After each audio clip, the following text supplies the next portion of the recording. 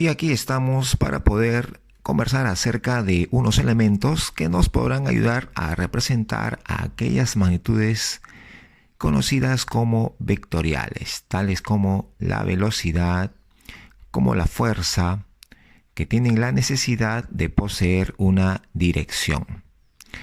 No solamente para ello, sino que tenemos otras magnitudes vectoriales, tales como la aceleración, como el desplazamiento, que tienen obviamente esa necesidad de ser representados por los vectores.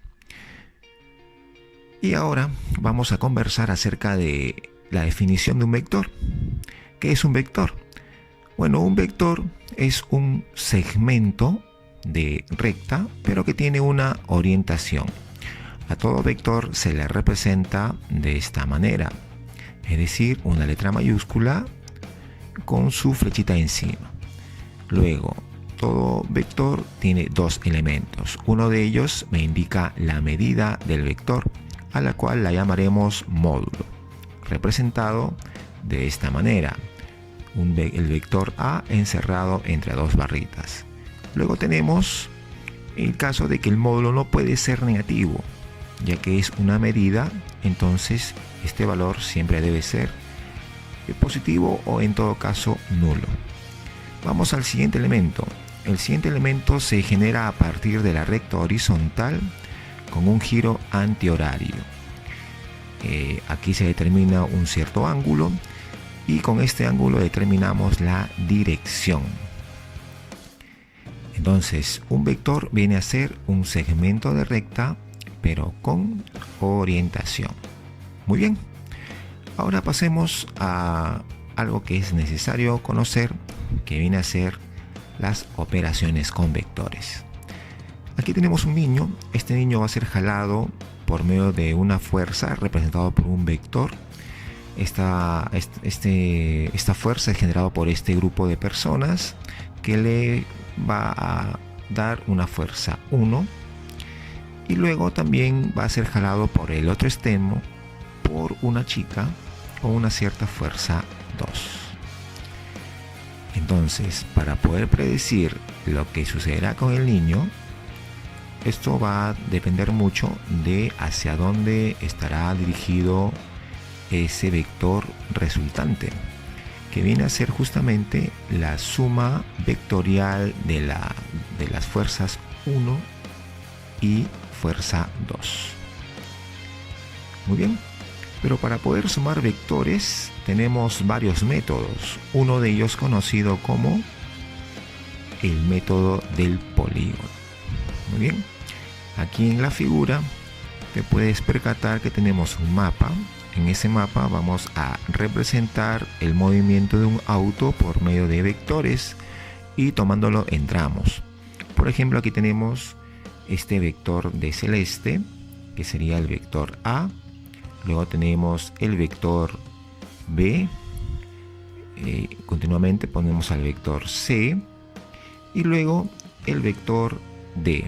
Muy bien, ahí puedes notar que este auto ha tenido esos desplazamientos, ¿no?, representados por cada uno de esos vectores, pero esos 4 vectores pueden ser representados por un solo vector, el vector conocido como vector resultante, ¿de acuerdo?, que vendría a ser la suma vectorial del vector A más el vector B más el vector C más el vector D. Muy bien, entonces vamos a ver un par de ejemplos o algunos ejemplos. Aquí, por ejemplo, tengo el vector A, cuyo módulo es 5 metros. Luego tengo el vector B de módulo 12 metros. Estos dos vectores van a formar 90 grados. Muy bien.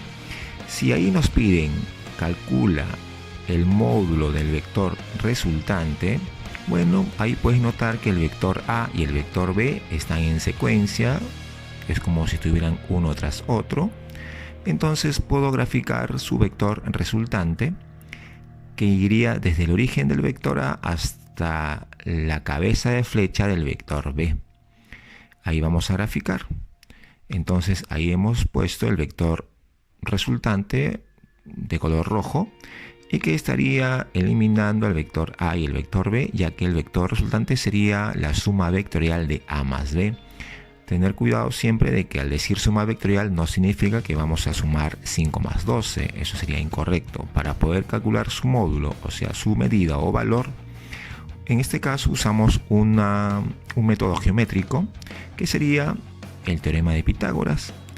Entonces ahí colocamos que el módulo del vector resultante sería la raíz cuadrada de 5 al cuadrado más 12 al cuadrado, lo cual me daría como resultado 13 metros. Muy bien, vamos con otro ejemplo.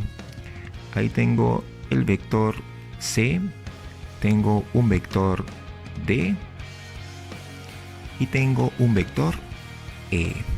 Muy bien, en esa figura, en ese ejercicio, me están pidiendo calcular la resultante y también el módulo de la resultante.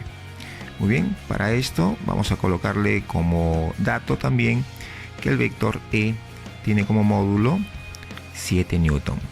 Muy bien, entonces vamos a ver, ahí puedes notar que el vector C y el vector D están en secuencia, lo que no pasa con el vector E. Pero como el vector C y el vector D están en secuencia uno tras otro, como ya lo comentamos hace un momento, entonces podemos aprovechar y graficar el vector resultante solamente del vector C y vector D. Muy bien, ahí estamos graficando. Ese vector de marrón sería la resultante del vector C y el vector D. Por lo tanto, el vector C y vector D quedan anulados, quedan eliminados, ya no están en la figura. Entonces me quedo solamente con el vector de azul y el vector de marrón. Ambos vectores, como puedes notar, son iguales. Los dos están como el vector E y el vector E. Y obviamente con el mismo módulo. Entonces el vector resultante vendría a ser simplemente E más E. El vector E más el vector E, o sea, 2 veces E. Y el módulo del vector resultante sería 2 veces 7 newton, o sea 14 newton. Listo, esa sería la solución de ese segundo ejemplo. A ver, vamos con un tercer ejemplo. Mira, ahí tengo el vector A, tengo el vector B y tengo el vector C. Muy bien, ahí puedes notar que los tres vectores están en secuencia y forman una figura cerrada, en este caso un triángulo. Al estar en secuencia y formar ya un polígono cerrado, eso va a significar que los tres vectores se anulan entre sí. Es decir, la suma vectorial de A más B más C sería simplemente 0. ¿De acuerdo? La suma vectorial de esos tres vectores sería simplemente 0, lo que significa que su vector resultante también sería 0. Muy bien. Vamos con el ejemplo que está al costado. Ahí tengo 5 vectores. Me están pidiendo calcular el vector resultante de esos 5 vectores. Y para poder analizar, vemos y tratamos de ubicar vectores que estén en secuencia. Entonces ahí podría ser, por ejemplo, el vector A con el vector B está en secuencia, pero también inclusive está el vector E. Entonces el vector A, el vector B y el vector E están en secuencia y formando una figura cerrada. Entonces decimos que la suma de esos tres vectores A, B y E va a ser nulo. Por lo tanto, quedan anulados y los podemos sacar de la figura. Muy bien, entonces se van. Ahí tenemos ahora, solamente me han quedado el vector D y el vector C.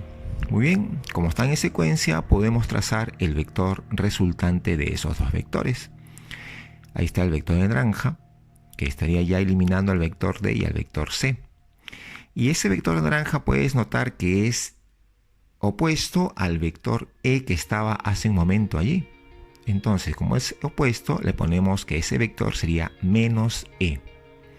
Entonces, tu respuesta sería simplemente menos E. Muy bien, ahí tenemos.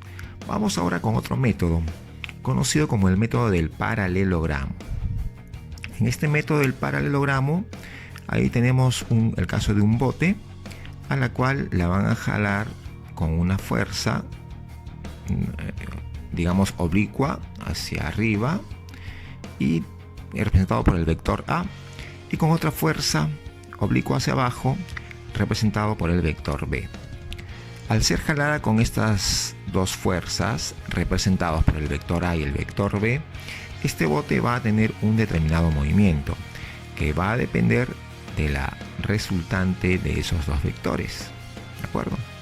Muy bien.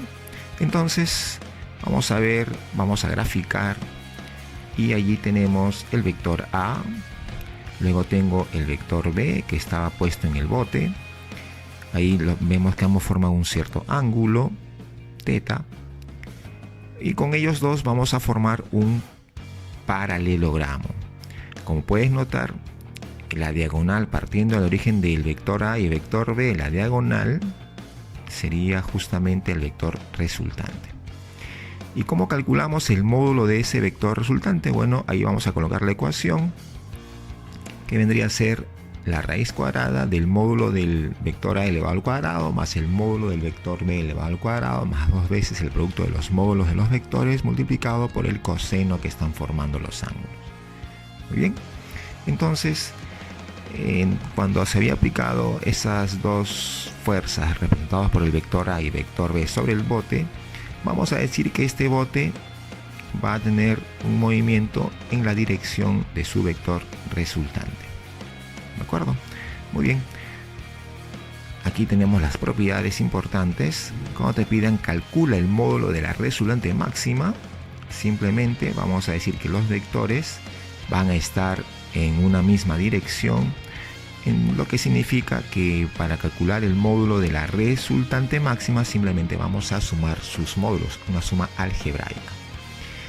Y como también podemos notar, en el caso del módulo de la resultante mínima, los vectores van a estar opuestos, ¿no? Como puedes notar allí. Entonces, el módulo de la resultante mínima simplemente sería una diferencia algebraica, como tú ya conoces. Remarcar también que en el caso de la resultante máxima, forman un cierto ángulo de 0 grados. En el caso de una resultante mínima, forman 180 grados. Ahora veamos acá más propiedades. Acá tengo un vector cuyo módulo es x, tengo otro vector cuyo módulo también es x, pero ambos van a estar formando un ángulo de 120 grados. Entonces, cuando sucede el caso de que forman 120 grados y sus módulos son iguales, entonces el módulo del vector resultante va a ser igual a los módulos de los otros dos vectores que eran iguales. A ver, otro caso, otro ejemplo, otra propiedad, mejor dicho. Tenemos el vector que también tiene como módulo x, otro vector también con módulo x, pero ambos forman 90 grados. Entonces, igual también graficamos su vector resultante, y ese vector resultante va a tener como módulo el mismo valor de los otros dos, pero multiplicado por raíz de 2, ¿no? Recuerda que eso se da cuando el ángulo forma 90 grados y son de módulos iguales. Luego tenemos otra más. Tengo un vector cuyo módulo vale x, otro vector también de módulo x, pero que en este caso van a formar un ángulo de 60 grados. ¿De acuerdo? Entonces, el módulo del vector resultante, para este caso, sería el mismo módulo de los otros dos, pero multiplicado por raíz de 3. Muy bien. Entonces, ahí tenemos esas propiedades importantes. Y también remarcando que cuando los módulos son iguales, el vector resultante coincide con la bisectriz, lo que significa que en esos tres últimos casos que hemos visto, el vector resultante formaría con los otros dos vectores la mitad del ángulo total. ¿De acuerdo? Muy bien. Entonces, ahora vamos a otro método conocido como método de la descomposición vectorial, que sería un caso inverso a lo que es el método del polígono. Aquí, por ejemplo, tenemos el vector y. Ese vector y lo vamos a descomponer en otros tres vectores. Por ejemplo, estamos graficando allí tres vectores de azul, y que empezó en el origen del vector y están acabando en la cabeza de flecha del vector y también, ¿no? Esos tres vectores los vamos a representar, o van a ser representados por el vector v, el vector a y el vector n. Muy bien. Entonces ese vector y lo vamos a descomponer como una suma vectorial del vector v más el vector a más el vector n. Excelente, muy bien. Vamos con otra forma de descomponer. Acá también vamos a graficar un vector naranja que también parte del origen del vector y acaba en la cabeza de flecha del vector y. Le vamos a colocar vector m y vector y. ¿De acuerdo? Entonces,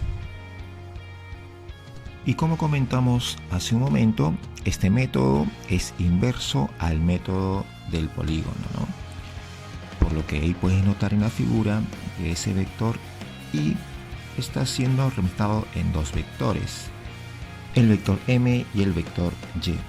Por lo tanto, ese vector y va a ser la suma vectorial de m más y. Muy bien, vamos a ver ahora un ejemplo para que puedas practicar un poco este método. Tengo el vector a, tengo el vector b. Estos dos vectores van a ser remarcados por una figura que en este caso viene a ser un rectángulo de lado 7 metros y de lado menor 4 metros. Muy bien, lo que te pide aquí es calcular el módulo del vector resultante. Entonces vamos a ver qué es lo que hacemos aquí. Aquí puedes notar que para poder darle solución vamos a usar el último método visto, que es el método de la descomposición, y vamos a comenzar a descomponer al vector b. Como puedes notar, hemos descompuesto el vector b en esos dos vectores celestes que parte del origen del vector b y se dirige en la cabeza de flecha del vector b. Muy bien, entonces el vector b ya desaparece ya que fue representado por dos vectores. Algo parecido hacemos con el vector a, con un vector naranja que parte del origen del vector a y con otro vector naranja que llega a la cabeza flecha del vector a. Muy bien, entonces el vector a ya puede desaparecer ya que está siendo representado por esos dos vectores naranjas. Ahí puedes notar que los vectores verticales, el naranja hacia arriba y celeste hacia abajo, pueden eliminarse ya que son vectores opuestos y solo nos quedaríamos con los vectores naranja y celeste que son horizontales, ¿no? Y como tienen la misma dirección, entonces su módulo vendría a ser simplemente 7 metros más 7 metros, que me daría 14 metros. Muy bien. Vamos con otro método que viene a ser un caso particular de la descomposición vectorial, que se llamaría la descomposición rectangular. En este caso tengo los ejes, digamos eje X, eje Y, y aquí vamos a representar un vector, el vector A. Entonces este vector A va a tener que ser descompuesto en dos vectores, en este caso de azul, pero estos vectores se están, digamos, o tienen la misma dirección que los ejes cartesianos, ¿no? Tengo el vector AX, que es horizontal, que está en el eje X, y tengo el vector AY, que es vertical y que está paralelo al eje Y. ¿De acuerdo? Entonces ahí estamos notando que el vector A se ha descompuesto en el vector AX y el vector AY. Por lo tanto, yo puedo colocar que el vector A sería AX más AY, como también se puede expresar de otra manera. Aquí también notamos que el vector AX como datos, ¿no? Estamos colocando que es 6 unidades y el vector AY 8 unidades. Entonces en los ejes, tanto X como Y, y luego también vamos a ver en el eje Z, hay unos vectores conocidos como vectores unitarios.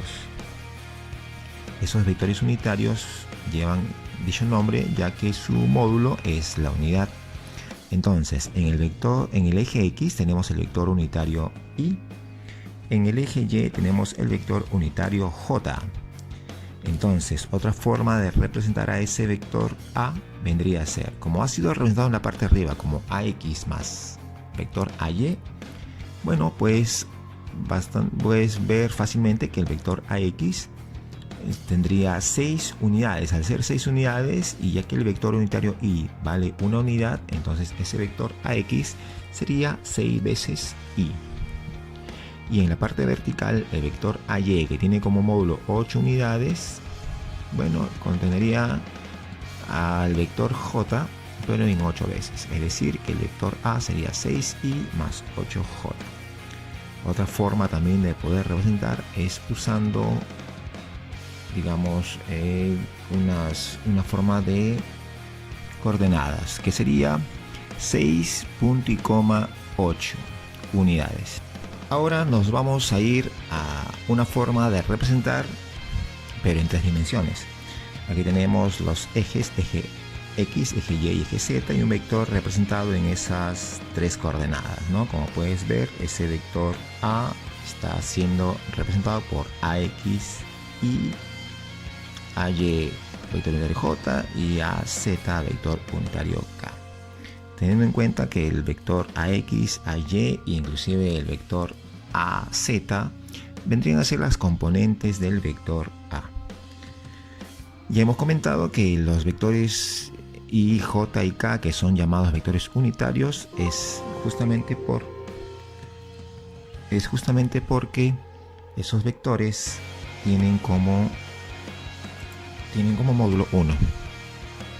Y con eso hemos terminado con todos los métodos para poder sumar vectores. Espero les haya sido de buen provecho y sobre todo les sirva bastante en su preparación para poder dar algún examen de admisión con respecto al tema de vectores.